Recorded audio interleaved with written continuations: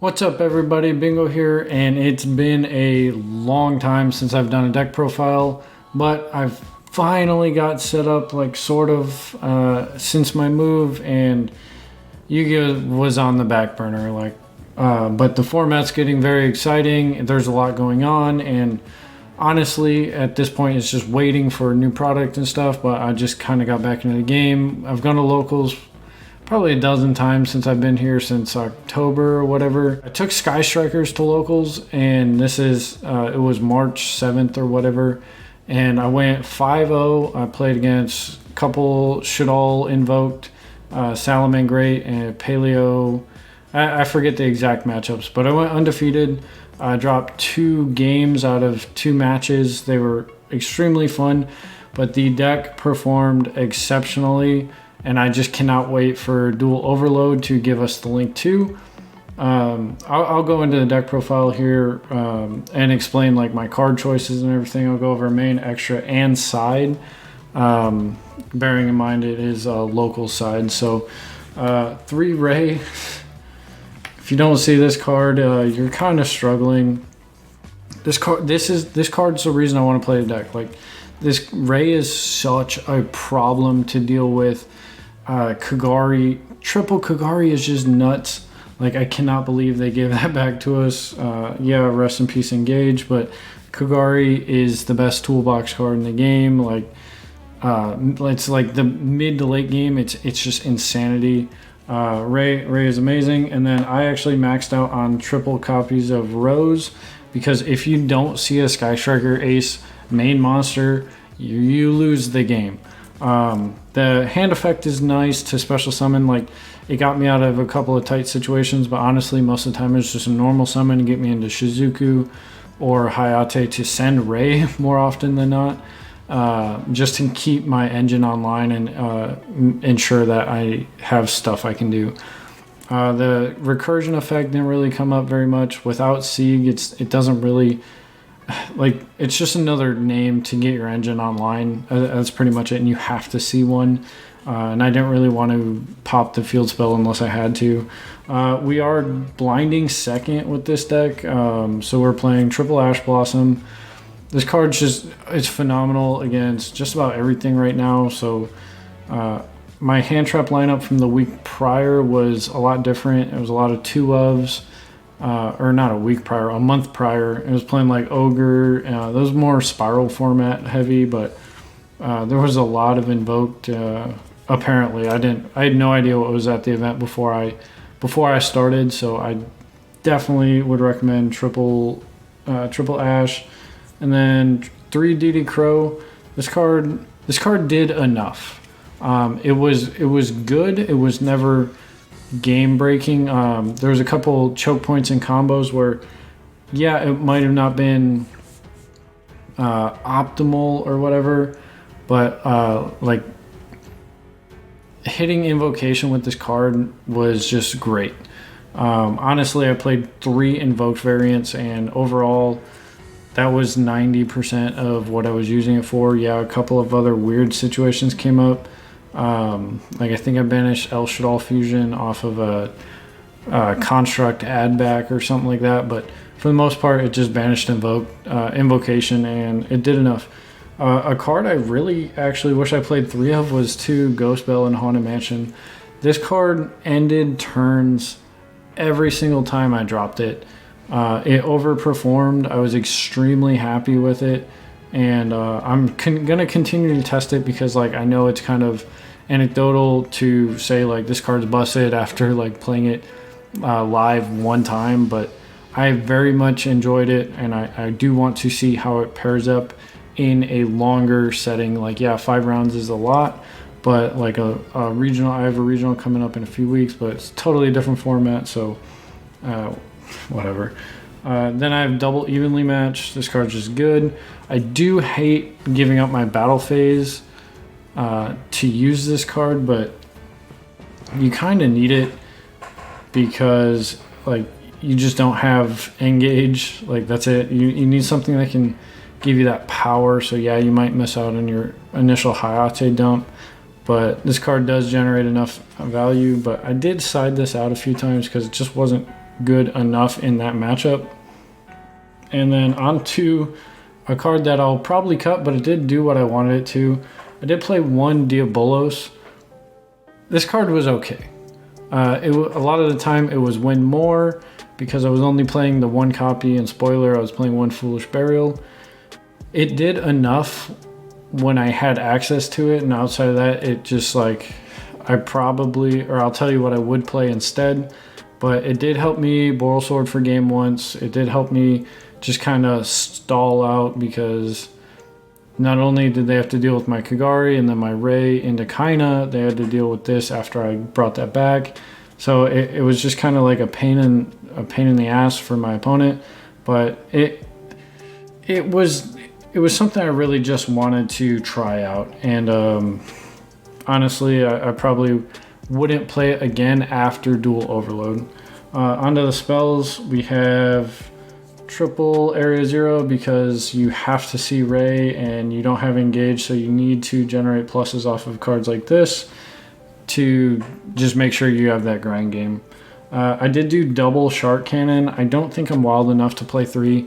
This deck is still really toolboxy, being able to get +1s off of both Kagari and Shizuku each turn. You can recur this card as many times as you need it between multi-roll and Kagari. It's very, very good, especially after the Link 2 comes out. Just being able to take something, be disruptive, and then link it off without shutting off your engine. And then we did play 2 Afterburners. This card, I'm so happy I played 2. This card overperformed again. Hard opening it just to directly deal with an out or deal with something you need out was just great. I did play against this, it wasn't for tournament, but I did play against this invoked generator deck, and I like dealt with his boss monsters and I just popped his tokens 3 times. Like I had 2 of this, or I had 1 set off multi-roll, 1 in hand, and then Kagari to get it back. And I popped 3 back row and 3 tokens, and he was left with 0 cards. It was great. And then 1 Jamming Waves, great card. You only need 1. Just don't banish it off multi-roll if you think you'll need it again. And then on to more 1-ofs. We have 1 of Eagle Booster, Hercules Base. Yes, you still need this card, and I find myself adding it off Kagari a lot because if you can just cycle back 3 cards into the deck that you need, I don't know, it's just really good. Hornet Drones, this is 9 out of 10 times. This is what I ended up searching after my first Shizuku because I wanted that follow-up play, because I am confident my opponent can't kill me, but I'm not confident my engine's going to stay online. 1 multi-roll and 1 Widow Anchor. I mean, they're just great cards. We all already know that. And then onto the non-Sky Striker spells, we have 1 Upstart Goblin. Pot of Avarice is fucking insane. I cannot wait to see if this card comes up to more than 1. Nothing beats top decking Avarice with when you're almost out of resources and you shuffle back 5 Link monsters and draw 2 for free. Oh my god, it's such a good card. 1 of Terraforming, Rhoda, and then for the Diabolos, Foolish. I actually Foolished Ray twice, just to make sure I had access to her. One time I hard opened the 1 of Hornet Drone and Foolish Burial, and I just wanted to make sure that I had access to Ray. It was a really weird game state. I had my Link monster, and I actually crashed Hayate into something else that was 1500 to bring back the Ray that I sent off Foolish, and then tagged out into Kagari into like a quick play. It was really weird. Then we have 2 Mystic Mine, and this card was it was very lackluster. I'm very heavily considering cutting it because the deck has a lot of staying power. Like, I don't feel like it can go first without Engage, but going second into at least Shadal invoked boards and Salamangreat boards, you don't have a problem with. Now, when you're talking about like Rocket Link or Spiral, it could be totally different, and I could just be talking out of my ass because I didn't play them. But this card, it was okay. It definitely was a problem my opponent had to deal with, but it's not like I was leaning on this card like at all. I sided it out. I sided these two and the one of set rotation out quite a few times because I just didn't need them, because there's so many. Your engine is so good at staying alive that you don't really need to lean on that card. 2 Cosmic Cyclones. There was one point I wish this was MST, but it being Cosmic Cyclone over MST was way more relevant to banish invocations, banish whatever was in my way so that I could kill my opponent. And then the busted card, 2 Mind Control. This card should probably be at 1 just in general. Like it's so good. I wish I could play 3 of it, especially with the Link 2. If I could play 3 of this and the Link 2, it's like I never lost Widow Anchor. I'm just kidding. Widow Anchor's too broken. But that's it for the main deck, guys. I already did the traps being the evenly matched. Onto the extra deck. It's pretty more or less what you already are accustomed to. So we have triple Kagari.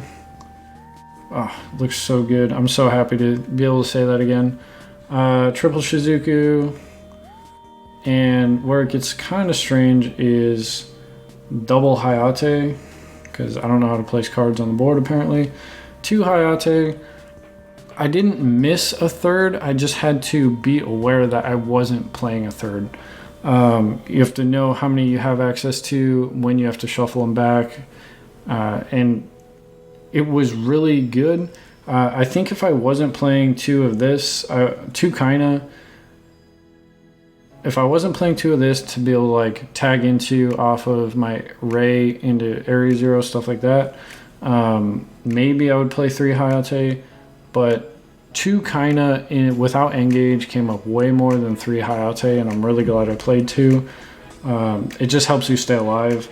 And then on to the non-strikers for the Link 2s, we have Hida and Phoenix. Hida is probably going to be cut once the Link 2 comes out. One of the MVPs of the extra deck is Ningirsu. Out of all of these non-Sky Striker cards, this is the one I made the most. Either Shark Cannon back in Link 2 or whatever. This card outs everything. It's so good, and I don't think I will ever cut it from a Sky Striker deck. 2 cards that I did not make at all were Boral Sword and Bomber. I considered making Bomber, but I'd game either way. Same thing with Boral Sword. The one time I was going to make it, he scooped. So there's a lot of flex spots. I did make Phoenix once, but overall the extra deck was really good, and I know what I'm going to play with the Link 2. How many? I'm definitely going to cut Kaina down to 1. And then onto the side deck. Shout outs to these tokens because they're awesome. Alright, onto the extra deck. Let's see. The third copy of Ghost Bell and the third copy of Evenly Matched. I just really wanted to go like these aren't as generic as Ash and DD Crow right now, so I wanted access to the third copies when I wanted them in the right matchups. Triple Twin. This card was MVP in the right matchups. And then going first, we actually played a Trap Trick engine, or a Trap engine with triple Trap Trick, 2 D Barrier, and where it gets weird is 2 White Howling, because this was strictly because I wanted to test it out, because I had just had a theory, like idea. I really wanted to see how it played out in a real tournament setting. Literally never got to draw it or access it through Trap Trick, so I don't really know. I did Trap Trick and do D Barrier over it in one game, just because it was Shadal invoked, and it's literally won me the game. The last side deck card is 3 There Can Only Be One. It was okay.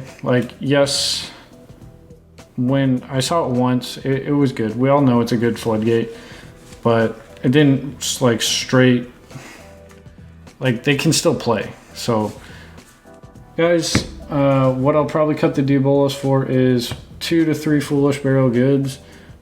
This card is with triple Kagari. I don't know why that wasn't in there. Actually, I know exactly why it wasn't in there, because I wanted to mess around with D-Bolas.